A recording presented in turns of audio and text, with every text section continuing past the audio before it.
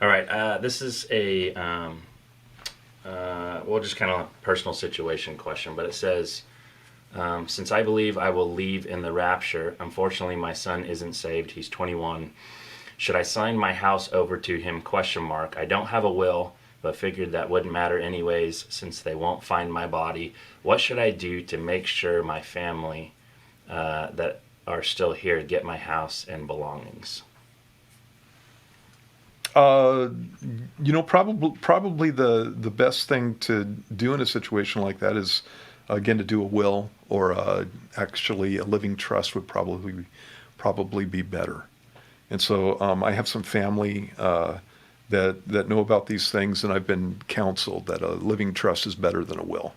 And so I would probably counsel you to do that. And that has nothing to do with anything biblically, because again, biblically it just went from father to son, from mother to son, or mother to daughter, and there were no questions of the government coming in and taking major portions of your property. If you don't do a will or a living trust, then what happens is your property can go into probate, and then it's not you deciding who gets what. It's a judge that's deciding who gets what. And so you can do a pretty simple living will or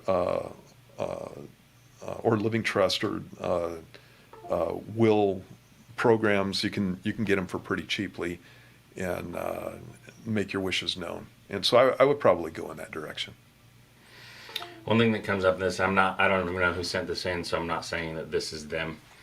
But this just reminds me of a situation where you have people who are getting older. Maybe one spouse has died, and it's some 80, 90-year-old person, and you have family come in, and it's like they're trying to take advantage of them, and they're saying, "Hey, Mom, Dad, or Uncle Joe, sign your house over to me," and it's like this manipulation thing.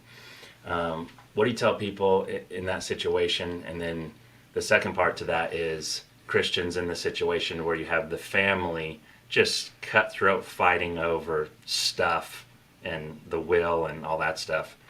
What do you do in that situation? Get a lawyer and tell the lawyer if there's any fighting, they're all cut off. I don't know what to do in that situation. It's just, I'm like you. I've seen that in a number of situations. It's happened in my wife's family, because she's had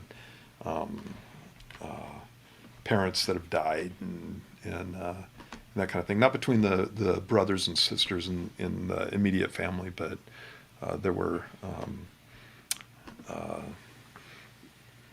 kind of second wives involved, and just made a mess of the whole thing.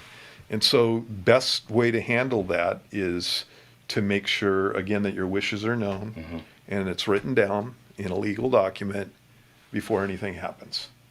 And so then it's just sitting there. And I don't know a better way to get that done.